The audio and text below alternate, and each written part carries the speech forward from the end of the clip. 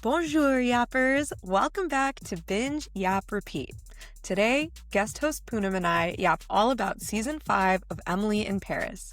We yap about the fashion choices in the show, including Emily's sleek new bob, the various love interests for all of our leading gals, and all of the fun but maybe unrealistic marketing campaigns we saw this season.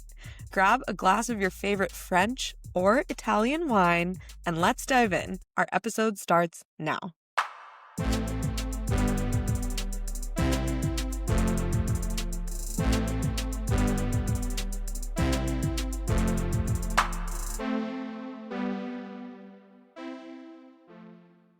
Ciao, Punim. ¿Cómo stai? Ciao, Shalini.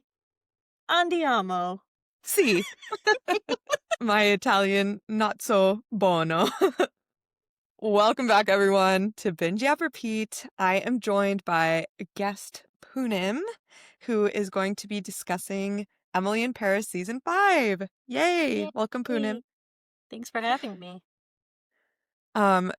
Thank you for being here on this very busy week. It is Saturday, December 20th, so we're getting this in right in time for the holidays. And thank you so much, Poonam, for watching this show at the lightning speed you did while you were at home with your parents. Listen, my parents haven't watched seasons 2.5 through 5, but when I told them I had to watch this show for this podcast, they just locked in. They had no idea what was going on, no idea about the love interest from the past 2.5 seasons, but they were in it. Love it. My mom watched I would say episodes 8 and 9 with me just now, but she was half asleep for it. But then she tuned in when Mindy and Alfie were having their little argument on the dance floor towards the end.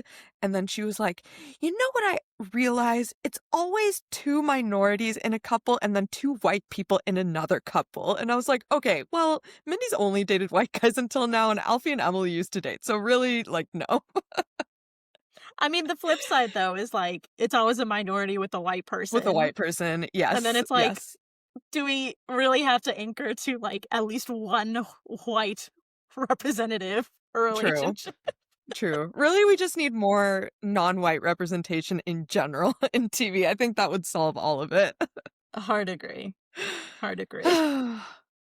All right. Well, let's get into it. So for yappers who don't know yet, which I don't know how you've lived 5 years on this earth without knowing this, but Emily in Paris is an American romantic comedy drama television series created by Darren Star for Netflix. The series stars Lily Collins as an aspiring marketing executive, Emily Cooper, an American who moves to Paris to provide an American point of view to a French marketing firm. In Paris, she tries to overcome challenges in her work, love life, and friendships. The series also stars Philippine Leroy-Beaulieu, who I believe is Sylvie, Ashley Park, Lucas Bravo, Samuel Arnold, Bruno Guerri, Camille Rezat, William Abadi, and Lucien Laviscon. Oh gosh. French-speaking yappers, please tell us how to pronounce these names. All right, so Poonam, I guess I'll just start by asking, what are your overall thoughts for this season? Listen, I love myself a good mindless binge as much as the next person. I fear that this show should have ended after 3 seasons. I don't know how many times we can keep up this. Emily finds a new man, gets really serious, something happens, Gabriel pops up, she says no, she finds another man, it gets serious, there's a blunder at work, comes up with a crazy solution, and everybody's happy. So I will say this wasn't my favorite season.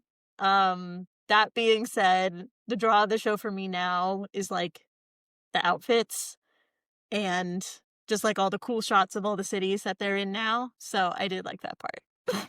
Yes. I agree with you about the outfits. I love that aspect of the show, and that's definitely something I want to talk about.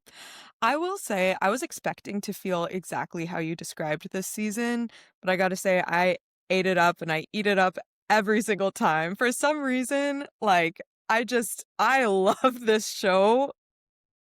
I admit it is not the highest quality show, but my enjoyment is off the charts. Okay, let's start with ratings actually before we get into it. So, Okay. um, out of 5 for quality and out of 5 for enjoyment. Let's hear it. Okay, like 2 on quality. What that's a set in stone, carved in stone 2. That's not shifting. Enjoyment, I give it a 3. I think I'm finding that a lot of the situations she finds herself in just seem to be a rehash of previous seasons, and I kind of feel like her story could have been, like, wrapped up by now without all of this kind of, like, recycling. So, Yeah. I would probably say, yeah, 2 for quality, 3 for enjoyment. That being said, I did eat it up, as I do every season, every you know? Yeah, yeah, totally. Okay, I think I will be a little more generous. I will say 3 for quality because I do think the fashion budget is really high. I love seeing all the fashion, and, I agree the storyline is pretty feeling old at this point, some of the Yes. storylines, What is the term the youths use? Reheated nachos? oh, ooh, yes. Leftover nacho something youths? Listeners who happen to be youths, microwave nachos? Let us know what the term is. Yeah, it does feel like that. Whatever that term is, it does kind of feel like that, but Lily Collins is so beautiful. Like, I just love seeing her facial expressions she makes, and, like, just everything about watching the show is so enjoyable for me that I have to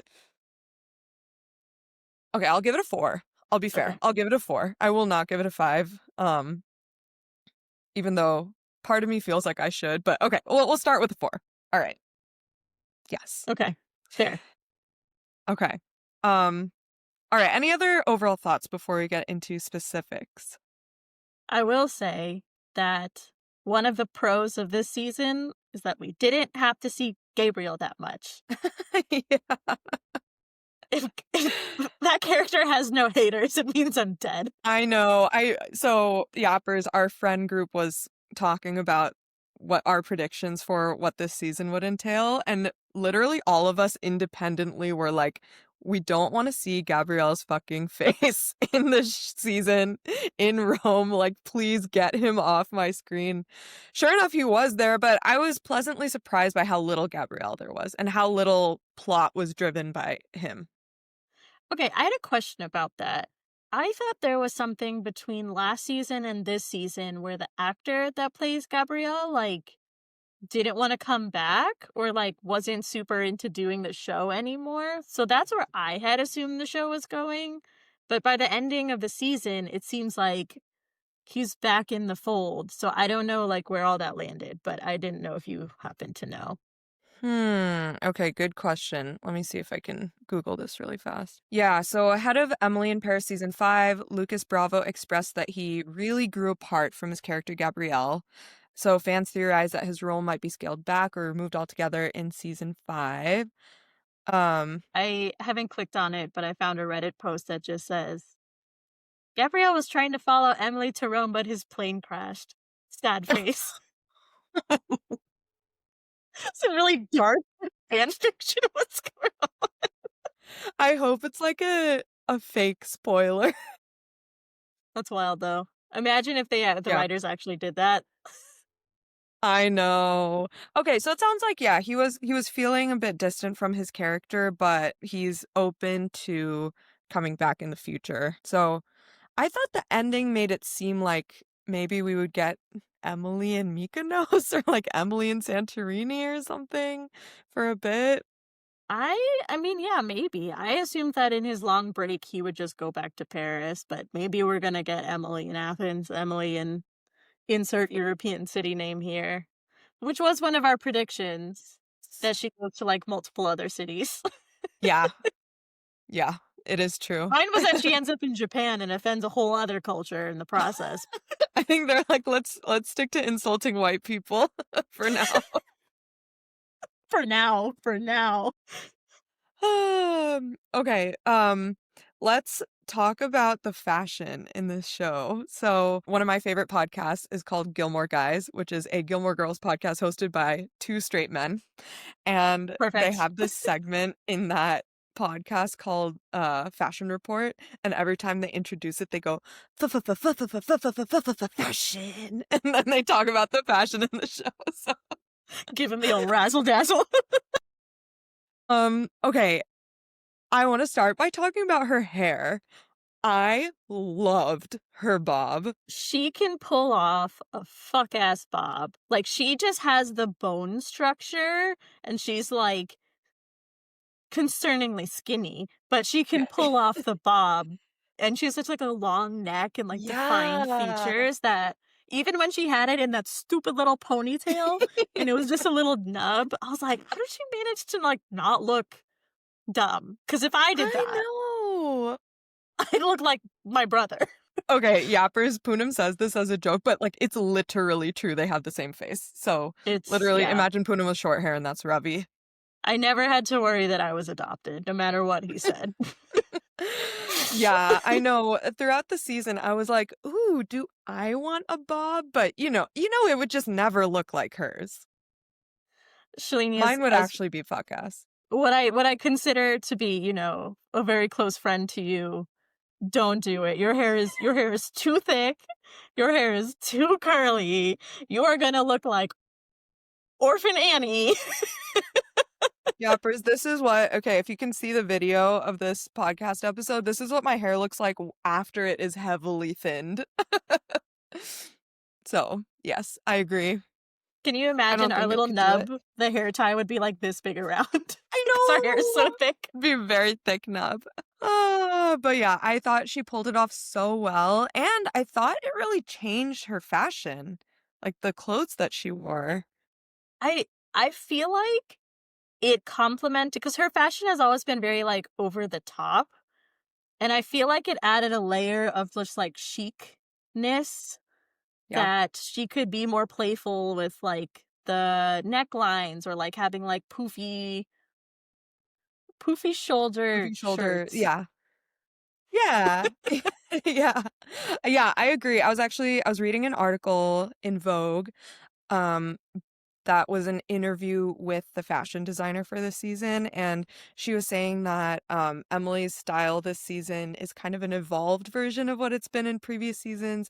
A, because her hair is so different, so she wanted to play on that a little bit, and like change the silhouettes to match the hairstyle a little bit, but also because, she's in a new city, she's um kind of evolved in her self-perception and like what she wants out of life, and she's in a new relationship, and so they chose a lot more Italian designers and changed more That's what I from. was wondering. Yeah, so they did select more Italian designers, and they put her in more red than previous Mhm. seasons, and they also chose like, I feel like there was less flamboyant fashion, I think, this season, and it was more kind of like tailored suits, and maybe the pattern on the suits was crazy, but it was not both a crazy pattern and a crazy silhouette. It was one or Yeah. the other. So, yeah, I thought that was really interesting. And I know I'd given you an assignment to write down the weirdest outfits or like note down the weirdest outfits from this season. But as I was watching it, I couldn't actually identify that many super weird outfits. Could you? I I thought the weirdest outfits were on Mindy, to be honest. I mean, to your Mm, point, I could tell that like having Emily be in Rome, like her fashion was definitely different than in previous seasons. Cause like, like the Italian fashion houses, like Versace has like that kind of like floral pattern that's kind of pervasive now. And I feel like she was wearing patterns kind of aligned to that style. And so I liked that a lot on her. But yeah, to your point, like the tailored blazers and like the matching top and bot, like I actually quite liked some of her outfits I liked this season. There were yeah. some that I was like, "You thought you were getting proposed to. Why the fuck are you wearing that?" That like red lace unitard. With the bubble skirt? I was like, Emily, did we not have Mindy weigh in on this?" Like, This is the outfit that you thought you were gonna get proposed to, and that's what you chose. Were her hands even exposed? Oh, yeah, they were. I They was like were, for a yeah. second, I was like, "Was it a full, like, glove sleeve?" Maybe No, when but it she was first not. got there. What was Mhm. it? It might But, not like, have when she been. was eating, it wasn't, yeah. Yeah, yeah. Um, Another outfit I thought was really strange was when she was talking to Mindy about how she thought, Marcello was gonna propose to her, and it was a kind of like a blazer silhouette, but it looked like a thin fabric, but it was like red bandana print. I thought Do you those were her remember that? pajamas. Yeah, but she was at a restaurant, I was like, Yeah, "What that's why is I was this?" like, "Wait, what?" Yeah. That one I thought was weird. That one, and then there were some of her suits with, like, really crazy patterns I thought were, I mean, I would not wear them, but like, obviously she can pull them off because she's Yeah. super fabulous, but yeah, Let pretty me I wrote pretty out down, there like, a patterns. list. I genuinely really liked she had, like, a rose outfit for when what's his name? Marcello took her to the Fendi store, and Mm. I was like, "Okay, this feels, like, very Italian, and it looked very chic on her, and I love that." And then, let's see. Yeah, the red bubble outfit in Venice, I hated that. A lot of Mindy's outfits I hated. Julien actually made the list because he had that, like, button-up shirt with the collar that was, like, orange and just had, like, pictures of, like, flip phones. I missed that. I think it was when they had gotten back from Rome and Genevieve was at the front desk trying to, like, market her stupid hats or something, and, Bonjour, like, Julien bitch. was just yeah, was, like, not impressed, but I was like, "My good sir, what exactly are we wearing?" Oh, you're making fashion judgments, sir? I was like, "Flip phones, huh?" Oh. Or, Interesting. I think it was the last episode where Mindy's just wearing, like, the it's just belts. Oh, yeah, that one was weird. Yeah. That one was It's weird. That belt one was dress. weird. Belt dress. Mindy also had a bubble dress situation, I think, in the first episode where it was just, like, bright green. Mm. I was like, "What are we wearing here, sis?" I mean, not that I'm in any place to judge. I'm literally wearing an old sweater from my graduate school that has, like, bleach stains on it. So, Wow, bleach stains made the frame. this is, like, completely unfounded opinions. Yeah, yeah, to be clear, I don't have much of a sense of fashion, but I will happily judge others. Okay, one of my favorite outfits of Emily's was during the Muratori Paraiso perfume influencer event that they held in Yeah. Solitano. It was this very simple little black dress, but it had like these really cute straps and something about just like how it worked with her body, her hair, her makeup. It looked so chic and so good. It I looked really really liked good that. on her, and I think it's because it wasn't over the top. Like, it was Mhm. so, like, Understated. simplified and elegant on her. So, that was definitely one of my favorite outfits from the season. Yeah. Yeah. That one, and then the other one that really stood out to me was, this outfit the outfit that she wears when she rides the back of Marcello's, Vespa towards the beginning of the season. I can't remember what Mhm. the situation was when he was, like, I think wait, They were gonna go truffle hunting? was that it? No, I don't think that was it. I think it was another scene, but basically the outfit was a long sleeve jumpsuit. I looked it up. It's a Diane von Furstenberg one, and it's like I kind know of what you're talking white with about. like black diamonds all over it. Yep. Yeah, yeah, yeah. So cute. I loved it. Super cute. I liked I think it was the first episode where she had it was, like, green and white stripes. And, like, maybe there was a little Yes. pop to the sleeves, but it was, like, there was, like, green and white shorts that weren't the exact same pattern, but, like, that looked super cute. Yeah. I like that one a lot. Or the Muratori when they're doing the press brunch before he gets served his papers, like, that blazer Oh, outfit, like, yes. the It was like pattern the on it was gorgeous. green Yeah. floral. Yeah. I was like, what is on that? I I was really like, liked "That's that one too. very cute." Has Yeah. anybody priced out, like, the pieces that she wears? Like I'm sure there are so there articles. has to be Sure. someone. I'm genuinely so curious because. my mom was like, "She lives in such a tiny apartment. Where does she keep all these clothes?" And I'm like, "That is the number one question on everyone's mind." Okay, well, the AI overview of my Google search said it was over $37,000 for her outfit budget in season 5 because it had Oh. designer pieces from Moschino, Dolce& and Gabbana, Fendi, and Jacquemus. Wow. Okay. I'm reading this other article from wise.com that says, taking a look at Emily's closet inventory. Let me date this. This is from December 24th, 2024. So I guess after season 4. It says, taking a look at Emily's closet inventory, her iconic fashion pieces also come at iconic prices amounting to a total of 71,000 euros, equivalent to $78,660. That's crazy. I That mean, makes sense. It was like definitely giving Selling Sunset, some of them. the number of scenes where they're wearing stilettos in Europe where there's like cobblestones everywhere. Yeah. I'm surprised that they have functioning joints left. Like, I would have slipped and fallen, I would have rebroken the hip, I would have No. tore ACL, MCL, both of them, whatever. Although, I do kind of wonder if, and especially because she's a marketing executive, to what extent some of these are like product placement. Although, like, I have to imagine some of these brands have to give approval for a character in the show to be wearing their stuff, right?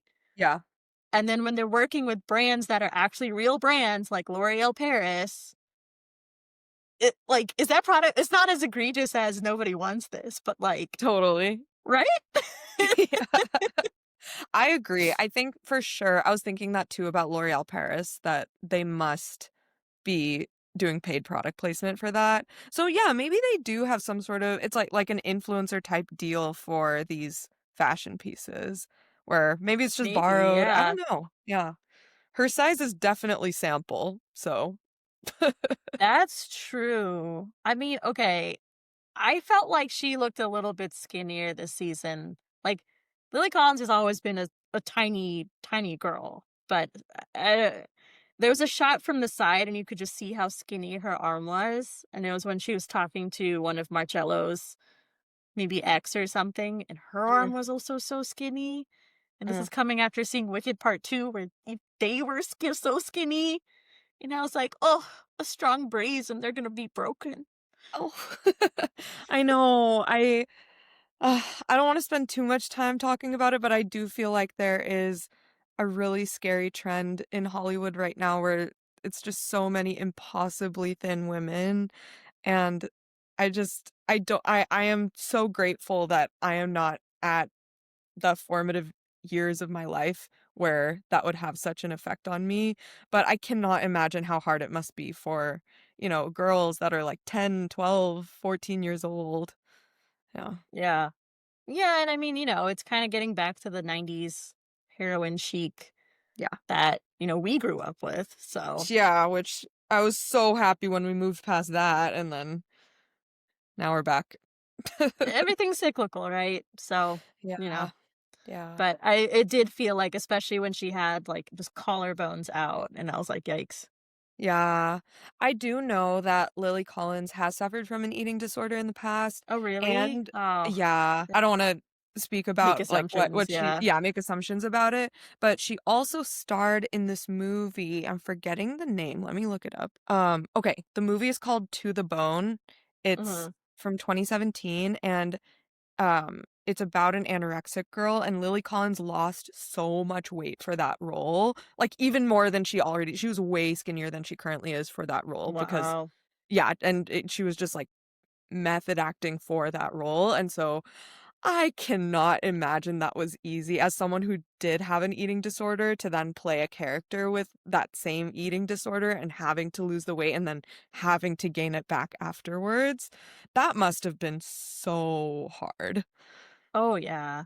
Yeah. Yeah, and it's like, I don't know. Male actors get a lot of, they get a lot of credit when they do that for roles, and I'm like, at least give her the credit of, like, having put her body through that, or, like, let's just not force people to so dramatically change their bodies to play a role, Yeah. is my Yeah. hot take. But I understand, if the character has an eating disorder, maybe you need to have a certain physique Yeah. to make it I do real, think but that was probably an important part to show in the film. Yeah. yeah. Yeah. I mean, she's absolutely gorgeous, like, Yes. her wedding photos, I was like, stunning. So Ooh, I haven't seen beautiful. You those. should She had this, like, she didn't go for the traditional, like, veil. She had this, like, very, it was, like, very lace, and then, very lace. And then she had, like, a cape that Oh, had, like, a hood, and it looked, like, very enchanted foresty, and it fit her so well. I was like, wow. I don't keep up with celebrity gossip and the tabloids and stuff, but, like, when those photos came out, I was like, "Dang." Like, Dang. Oh my gosh, she I looked love the amazing. high neckline lace. It's like a Yeah, lace collar, full sleeved lace. Oh my gosh, yeah. so gorgeous. Wow. Like, I can't think of another celebrity that I could, like, remember their wedding dress, but her wedding dress, I was like, "Dang." Deepika Padukone. Yes, okay, yeah, fair enough. Although I remember her Indian one, I don't remember her Western one. Oh, yeah, I don't remember her Western one. Yeah. Yeah. Okay, anything else about fashion? I think my only other thing was, like, Sylvie's fashion. I felt the season was, like, on point. She looked so good. The titties were tittying. Oh my god, like, just, like, the fun necklines that she had on some of her, like, pencil dresses or whatever they're Yeah. called. I was like, she's a gorgeous woman to begin with. And then Yeah. she has, like, the frame and, like, the silhouette and everything, like, everything was so complimentary on her. So I That absolutely bitch loved it. can rock a black dress. Oh, yeah. Oh, yeah, I loved it. She Yeah. was hot. Yeah. As, her friend Yvette's son kept saying, "Blah, blah, blah, sexy." 60. Oh, yeah, okay, let's talk about Sylvie and Yvette's arc. So Sylvie reconnects with this friend after, like, 20 plus years because they had a falling out because Sylvie slept with her fiancé, and then she But just casually forgave her afterwards. she forgot that she slept with the fiancé. She thought the falling out happened because the other one accused her of cheating and got her kicked out of their little game club. Backgammon club specifically. Backgammon. Did she say Yeah. it was in college? Because if it was in college, it would have been, like, 30 30 years? years ago? More? I don't Yeah. know. I'm Yeah. kind of age blind, so I have no concept about whole shit. I know, I was trying to think about this too when they were both at the spa together. I was like, how old do we think they are? I was thinking maybe like 45? Mid-40s? I was Mid gonna to say, late like, 40s? I'm gonna see if there's any canon. Who got who? Get to How do you spell oh my god. She's a stylish, confident woman in her late 50s or early 60s. She's supposed to be early 60s? The actress herself is 62. She looks amazing. Oh, damn. Dude, that is a hot 62-year-old. I wanna look like that when I'm 62. I am not gonna look like that when I'm 60. There's just no I already don't look like that. Yeah, right. She's over here drinking wine and smoking cigarettes, and I'm like, I look at a glass of wine and I'm like, well, that just added 5 pounds. Wow, 60s. Okay, I guess that does kind of make sense because Yvette's son was like late 20s-ish or Oh, like yeah, I early guess. 30s maybe. Yeah. Okay. That age checks out then. Wow. Yeah. I will say, in terms of the reconnecting with the friend, I love that because I feel like you never see Sylvie with, like, a girlfriend, you Yeah. know? Yeah. But, I thought it was absolutely hilarious, like, the realization of, like, who it was. Oh my god, yeah, that was so bad. Oh, So cringe. bad. Of course, I it had to be her son. I know. And I'm like, "Okay, sure, I get it. He was at the convenience store by the apartment, but, like, how is she Tabak. to know? She didn't do it on purpose." I know. How did that like end their friendship again? This is way less bad than what she did. I guess now she has slept with both the husband and the son, which is a little weird. I mean, it's definitely weird, but I wouldn't be like, "You are a freak for my family," because Yeah. she didn't know. Yeah, she had no clue. And, like, Yeah. it's not like Yvette disapproved of the relationship before she knew who it was. Like, she knew that Yeah. Sylvie was sleeping with a much younger man. Yeah. Yeah. Yeah. Mm. Mm. Well, I hope they find a way to reconnect. Sylvie needs some friends, dude. Sylvie needs some friends because the Jane lady is wild. Oh my god. Yes, Princess Jane, played by Minnie Driver. The icon, the queen herself, Minnie Driver. God That was a bless. crazy addition to this season. Iconic. I feel like her character was almost a smaller part of the season than I would have expected. I thought she was Yeah. gonna cause, like, way more major chaos. I guess she did kind of cause Marcello and Emily to break up in an indirect way by, like, making Solitano go viral, but I really thought she was gonna, like, ruin the season or, like, ruin the main plot of the Mm. season or something. I mean, maybe that's next season because now she actually has power True. in the marketing organization. So I guess it remains to be seen. But she's so good at playing these like over the top Like, characters. kind of I love her. aloof. Yeah. So good. So good. Oh, when she was talking about how she's, like, palazzo poor Hmm. because she owns this palazzo, but then she's extremely cash poor, it reminded me a lot of White Lotus season 2, where they talk about that same thing in Italy, where, like, Hmm. these royals own these palaces in all over Italy, but that's all they have to their name, and they're extremely cash poor, and the palaces aren't even worth that much, and so all of their monetary worth and all of their self-worth is just literally these palaces.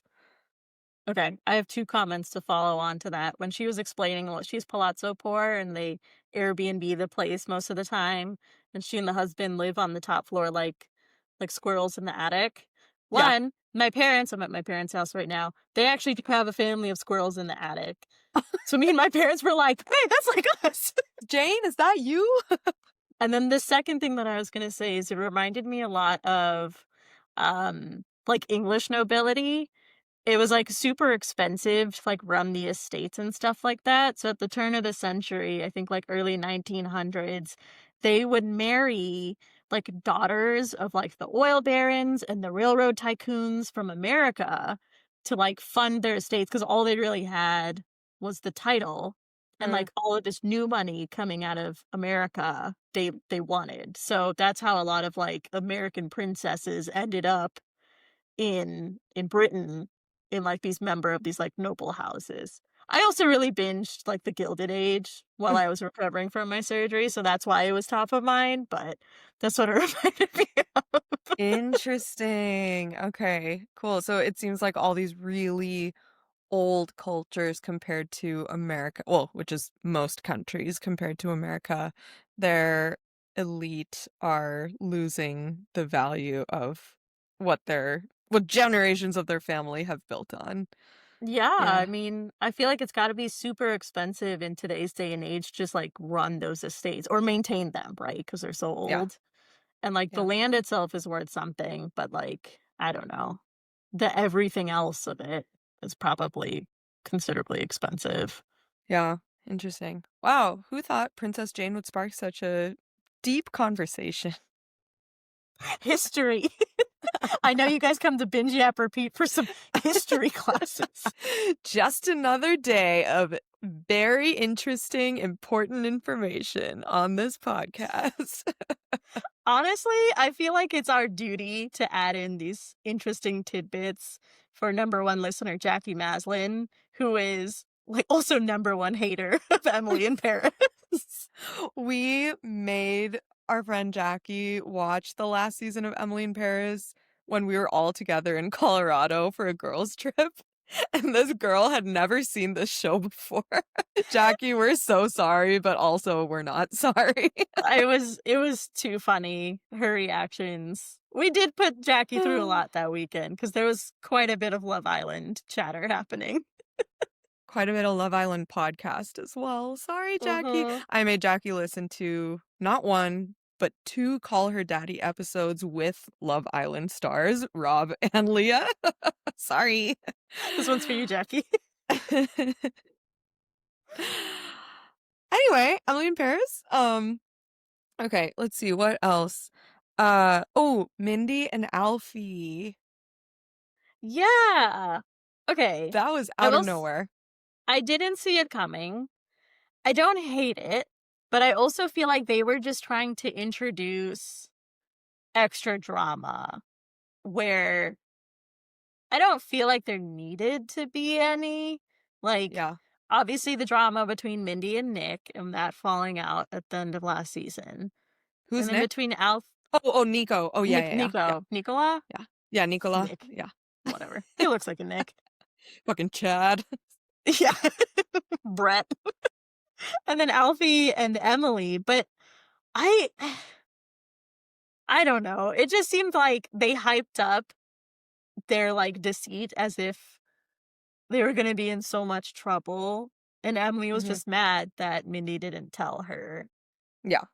And then at the same time, as soon as Nicola comes back into her life, she just drops him. I know. I know. Our girl Mindy does not know what she wants. Yeah. So I don't know. I feel like I personally would not forgive Nicola for his actions. I simply would not. If you ruin my chances, a once in a lifetime opportunity at Eurovision, that's it. Cut him Yeah. off. It had nothing to do with him being employed by his family. It was what he did. I know, I'm Yeah. still suspicious of him, and I feel like they're trying to paint it like he's this great guy now and she has to choose between two great guys, and it's like, no, Yeah. we're still mad at Nico. Yeah, like he suddenly changed because he left the family business and now he's not under pressure for their image. That's what I thought they were teasing at when she said that she got cast as Ratine, Satine, but Ratine. Satine. Oh. And she thought that it was like hilarious. And he was like, oh, okay. And then she was like, oh, but the pay is good and rent's on me. And then he was happy. And I was Mm. like, that felt sus, but I also don't know if this show is subtle enough for that actually to mean anything. Because in another episode, she was looking for her passport. And I thought that that was going to bring us back to the embassy guy. Oh my gosh, wait, I totally forgot about Embassy Guy. Right? Jake. I liked embassy I guy. liked him too. That was so funny when Emily was standing next to him and he was like, "Oh, like you just need to find who your family is." And she's like, "I think I found that person." He was like, "Me too." And goes in for the kiss and she's like, "It's not Not you." you. Not you, babe. I know, because when she said that I was like, "Oh, she means Mindy." And then he was like, "Me too." And I was like, "Oh no." I mean, as the audience, we know she means Mindy, but if I Yeah. was him, I would have made the same mistake. I'd have Yeah. been like, oh my god, we're vibing. Yeah. Boy, caught a vibe. Sounds like she's picking up what I'm putting down. No, Yeah. Yeah. poor Jake. But that was cute. I liked that we got a little American respite from like just the back to back, all the Europe stuff. Yeah. Because we also, you know what I was thinking? In all the years she's lived in Europe, she hasn't taken one trip back home yet. I That, feel like that's unrealistic. yeah, I'm like, I would have think that, she'd be there for at least the big holidays. But also the fact that she's been in Paris for this many years and she hasn't done like weekend trips to other cities. She's like, oh, it was on my bucket list to come to Venice. And I'm like, Yeah. babe, that flight cannot be longer than an hour and a half. Yeah, Maybe 2 seriously. hours. I don't know. I could check, but I will And not. Ryanair will get you there in $50, my girl. It's true. It's true. You might have to pay for your bag. You could just wear all the outfits at once. It doesn't look Yeah. any different than her regular Yeah, true. 6 different things just all clashing together. I'm like, do you think she's been to London? London's not far. London's a train ride away. Yeah, true. Through the channel. Yeah. Yeah, it's not that So far. I know, it's I not can't believe, I not guess far. maybe they're well, if we want to give the writers this much credit into really building up why Emily has not been to other cities, maybe it's that she's so consumed by work and she's so work obsessed that she has not made it to other cities yet. I don't know. But she obviously knows how to have a good Sure. time. I don't Yeah. know. I mean, if she can take a train from Paris to Saint-Tropez, which is not close, Oh, she can train from Paris to, like, all of Western Europe. yeah. Do you know what I mean? Yeah, definitely. Definitely. Um, So, okay, yeah, going back to Alfie and Mindy, I also feel like they were just trying to create a way for Alfie to stay in the show in addition to like causing unnecessary drama, just yeah. having a reason for him to be there still and having some conflict in Mindy's storyline, but it wasn't Mhm. very well thought out, I thought. And like it didn't have to be her love life still. I don't know. I don't know. I think Yeah. that's another storyline that's feeling a little tired at this I point. agree. And I feel like they really didn't utilize his character very well because in previous seasons, like, we got to know Alfie as a person Yeah. and all of these things. And he just felt like he was used as like a foil for Mindy Mhm. almost to just be like, I'm super into you and attracted to you. And like, there's something there. And they gave him like literally nothing else. They gave his Yeah. character nothing else the whole season. So I was like, they really just underused him or just used him in a very flat way. Yeah. And I'm like, Do you Mindy's such an interesting character. Nicolas flat as hell. Why are all the men in this show just you know? honestly, okay, this reminds me of one thing about of my favorite show, Gilmore Girls, in that like all of the female characters are written to be super complex and all of the men are written to be like the dullest most underdeveloped characters ever. And like I know Gilmore Girls fails the reverse Bechdel test where there's never a scene between two men, I think, where they're not talking about women. Um Actually, that's not true. Or I don't remember exactly what the terms of the Bechdel test are. Is it just one conversation? It's any, okay, requiring a work to have at least two named women who talk to each other about something other than a man. So at least once. At least once. Dang. That's Dang. crazy. That's insane. Yeah. So I think most men or most episodes in Gilmore Girls fail the reverse Bechdel test, with, I would say, the exceptions I can think off the top of my head is Taylor and Luke fighting about the construction of the soda shop. Anyway, that's not important. But I think a similar thing is happening in Emily in Paris, where like all of the women are so interesting and complex, and we really get to see into their psyches and their decisions and their conflicts. But then we never really see the men's perspective, and so they just are kind of like props in the women's storylines, which is Yeah. actually kind of a nice change from the norm, but Yeah. it does make for some like just doormat men like that we just don't know what's Yeah. going through their mind. All of them are leaving their family businesses for women they just met less than a year ago. Like, what is going on? And by some stroke of luck happen to be talented designers on their own. Yeah, I mean, they just felt very one-dimensional, and I'm like, if you're gonna feature these characters so heavily, give them something else. Like, Yeah. Marcello, I feel like they could have played up the, like, ladies' man vibe a little bit more. Like, Hmm. he shared, like, one thing about wanting to do his own thing, and, like, that was the only bit we got of, like, what drives him as a character. And the rest was just like, Emily, you can come back to Solitano with me and it'll be just us. And she's just like, "W- I would be in her position like, what did I do to give you the impression that that is the life that I want? Right. Respectfully. Right. Oh my gosh, I am so glad she told him that, essentially, that she was like, "That's a Yeah, beautiful dream, but it is not mine." not mine. Yeah, Yeah, exactly. Exactly. And I think yeah, that's totally fair. Um, so yeah, I don't know. Which it also begs the question, he's wanted to do his own thing for so long that now that he has the family business, is he abandoning this whole line that he developed with Nicola and all of the investment? What happens to that company? what happens to Nicola, who put all of his money, all of his net worth into this company?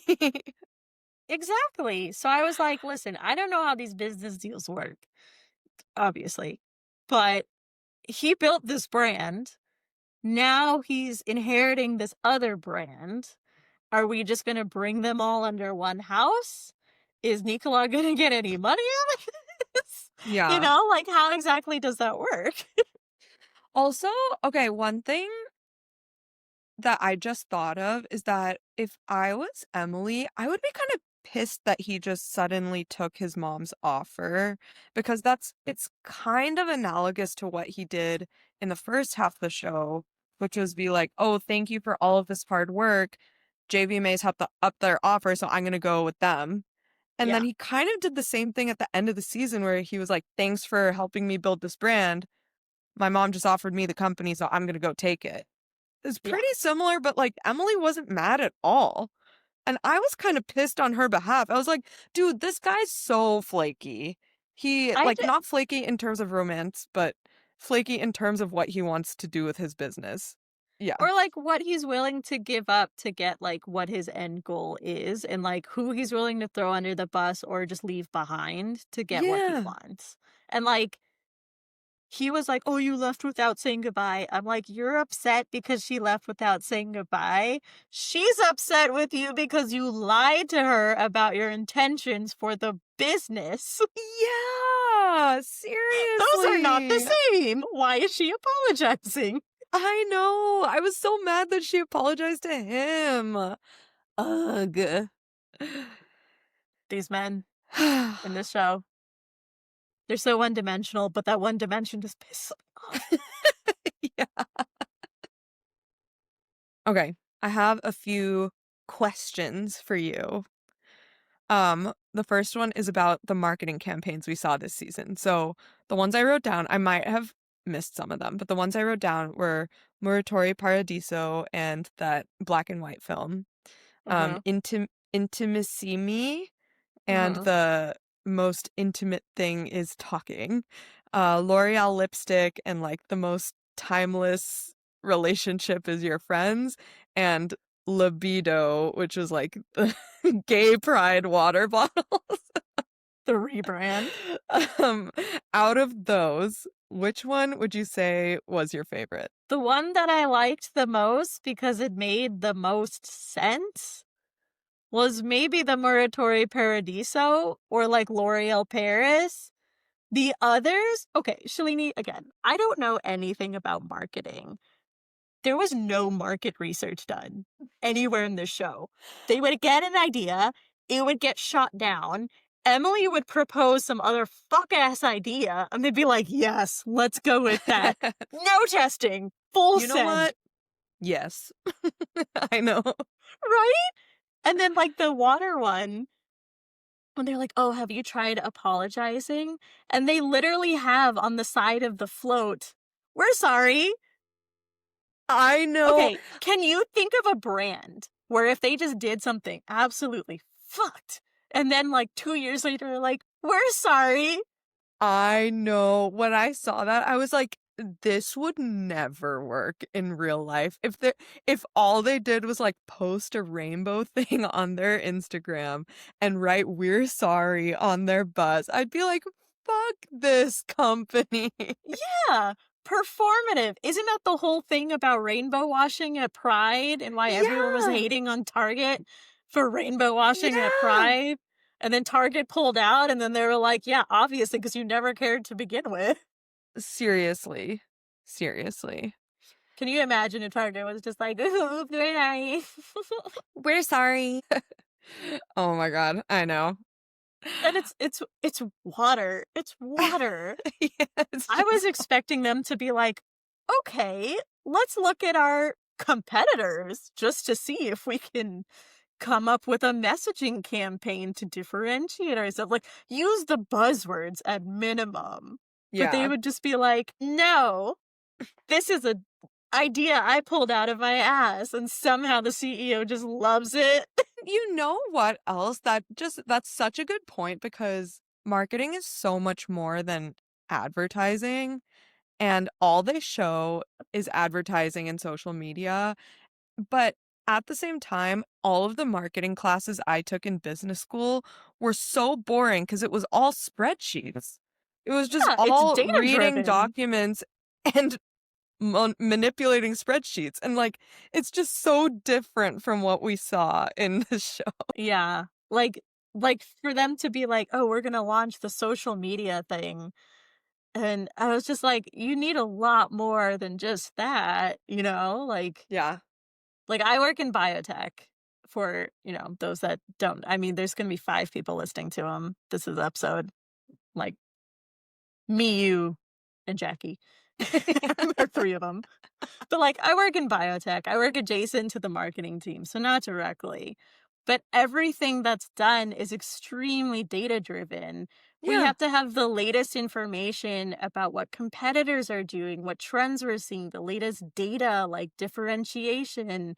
Like, campaigns require iterative message testing, and that's like a months-long work stream, Yeah. and that's at a biotech company. Like, if you're trying to market to, like, the masses, like a Something that's consumer very brand product, forward.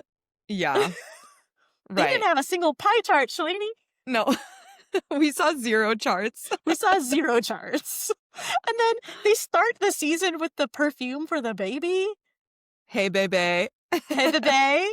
And then he happens to wear it and woo this matriarch of this big luxury brand, and she happens to love it. I'm like, they took a lot of artistic license with that. Seriously, oh my gosh, also, just while we're, no longer suspending our disbelief for a few minutes, if I was Signora Muratori, I would have Googled, Antoine Lembert's company, and, like, the first thing I would have seen is this "Eh Bebe" thing, which is their most recent, and been like, "Oh, their last perfume was a flop." Like, I'm sure there was press about it. And then I would have been like, I wonder what this is like." And then you smell it and you're like, oh, it's exactly what he was wearing. Yeah. There's no due diligence done Yeah. No. any of these things. No. Ay, ay, ay. Okay. My next question for you. Would you rather live in Rome or Paris? Rome, hands down. It's Why? it's warmer, the people are friendlier, the food is more aligned to my tastes. I Pasta. think yes, I love pasta so much. And I think proximity to, like, I don't know, like water, beaches and stuff. I mean, for France, it's like you have to go down to like the Riviera, right? Yeah. But I'm like, Rome is really just zip zap Eh, zoop. Is a little shoe. Yep. So yeah, I would say Italy for sure. I think the pros of Paris, at least, are their transit system. The Mm. the one time I went to Paris, my favorite part of the city was just how efficient their metro system is. Metro. I could not stop talking about it. And everyone was like, "Didn't you like the other stuff?" And I was like, "What other stuff?" The only thing that matters is their metro system. Their trains are good. Okay, Poonim. Poonim loves trains. But I love trains. Um, okay, I totally agree with you. I would 100% live in Rome over Paris for very similar reasons. I love pasta as well. And I agree. I think the people in Italy are just like a little warmer and like more inclusive and less stuffy and less serious. There's just, it just like feels more open and happy. Yeah. Yeah, I was talking about I took a trip to Italy like 2 years ago with my mom. And my mom's been learning Italian during COVID. I mean, this is not like there was much else to do during COVID. So she learned Italian and I was like, "You're at the level where we could go and you could speak pretty well." And she would say like 2 words in Italian and people would just light up and they'd be like, "Your Italian is beautiful," and so complimentary and so encouraging. When I went to Paris, it was like, you start with French, they get mad at you because they know you're not French. But if you start with English, they get mad at you because you don't speak French. And I was like, I feel like I can't win here, you know? No. So, yeah. It just felt like a warmer place, like, community to be in. And on the Yeah. backdrop of all these beautiful ancient ruins and stuff, like, Yeah. loved it. Oh, I love Italy. Love Italy. How many Um, times have you been to Lake Como, Shalini? okay, only twice to Lake Como, Okay. but to Italy 4 times. Yes. Shalini loves Italy. Yes. Almost as much as I love Hawaii. Almost, but not quite. Okay, my final question for you. Fuck, marry, kill. Oh, God. Marcello, Gabrielle, and Alfie. Kill Gabriel. That was easy. Yeah. I would say fuck Marcello, marry Alfie. But I still don't like love Alfie, but I think out of the three, like there's just more substance as a Yeah. person. Yeah. I agree with you. I would say I'll start with Mary Alfie because the other two piss me off. I do think I find Marcello hotter than Gabrielle, so maybe fuck Marcello. Yeah. And then kill Gabrielle. All right. Yeah. Great. We Yeah. landed at the same place. Different roads, but we got to the same place. Okay. Anything else that you wanted to talk about? I will say that the whole oh, okay, I had a couple of things actually. The concept of opening a whole new office in another country, in another city for one client is crazy. Like, I felt bad for Sylvie that she's losing the business or was about to lose the business, but with decision making like that, Who needs enemies? and like they have one client, they secured one client, and they have this gorgeous office that probably has a huge amount of overhead. What? Yeah. Anyways. And also moving her entire staff to Rome. That was also stupid. Yeah, and then just staying there and abandoning it. Like I was on the client side when they're like, why are we on Zoom? Why aren't you here? Like, you Yeah, know. I am in your office. Why are we on a video call? Yeah, exactly. Exactly. So that was one. And then why was there a slogan on the side of Jane's dead husband's casket? Oh, wait, what was it? I missed that. It was like your forever starts today or something. So tacky. Oh, And Jane. like they're having a whole conversation about how this one's husband just completely screwed her over while the husband is actively being taken away. I was like, listen, there's a time and a place for these conversations, and I just don't think this is it. No. Oh my God. And when Jane was like, I pre-grieved, I was like, oh God. Oh, yikes. I'm like, so I see you and your husband didn't really get along, did you? Because she doesn't really seem to be all that torn up. Yeah. So that was the only other thing in my notes where I was like, there's a slogan on the casket and like 5 question marks. Your forever Interesting. starts Man, today. I'm sad I missed that. Yeah. Let's not say that to a dead person. Yeah. A little bit insensitive, for sure. What are your predictions for season 6? Gabrielle's gonna be back and it's gonna be stupid. That's my predict. No, I kind of wonder if I kind of hope they call it like this is the final, like season 6 is the final season. It's very obvious that Gabrielle is endgame. I feel like it's always the first love interest you introduce in a show, and then that person is endgame, Mhm. unfortunately. So I feel like it's going to be like him coming back into their lives. Mindy realizes she and Nicola are like no bueno. Some other fuckassery is going to happen. And then Emily and Gabrielle are going to get together again. I'm going to be mad. All right, yappers, you heard it here first. Some fuckassery about to happen. I mean, it kind of was like a little bit of Summer I Turned Pretty, right? Where they're Yeah. like, who is she gonna choose? And you're like, you know who she's gonna choose. It's very Who obvious who could she's gonna it be? Let's choose. just fast forward there. Yeah. But you know Yeah. what? We eat that show up too, so Yeah. Yeah. I watched the first 2 seasons in a weekend. So it's not prestige television, but my God, I was hooked. All right. Have your ratings changed? No. Okay. Still a 2 and 3 for quality and enjoyment. Yes. I you know what? I think I need to bump enjoyment up to a 5. Uh, I damn. think Okay. I What did it think for I you? enjoyed this. I just like talking about all the crazy things that happened this season, and like I just love watching this girl do her job in Paris, you know? I just love it. Yeah.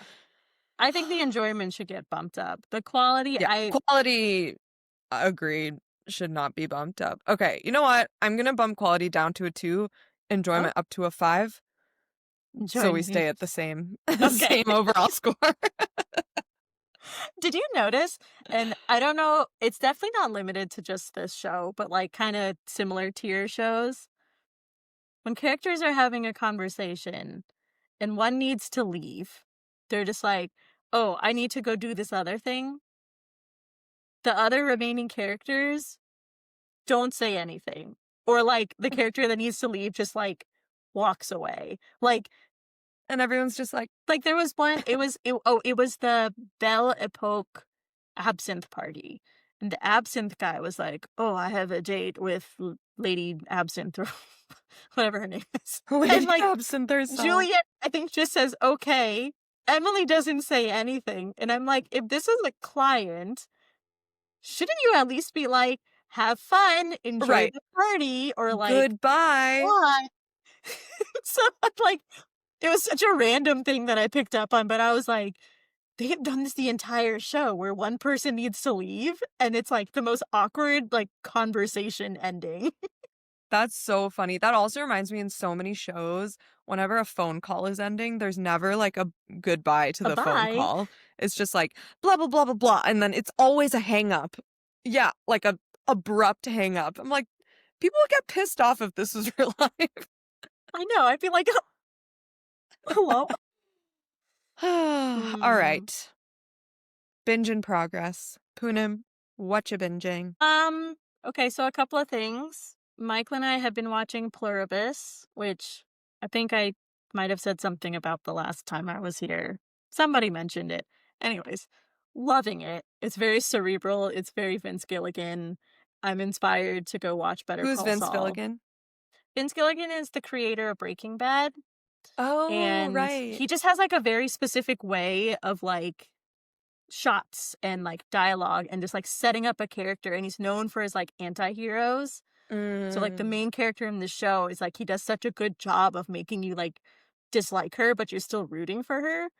Um so I'm really liking Pluribus. It's kind of scratching that itch between like Severance seasons. um and then let's see. Oh, the new season of Percy Jackson is back. I feel like it is one of those series akin to some of the others that have been mentioned on this podcast and, like Hunger Games and stuff like that were like very formative to me.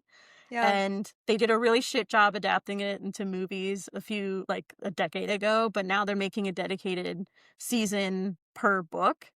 And I'm really liking it. Like, they go on such good adventures and he pulls from the mythology so well. So, um, Hmm.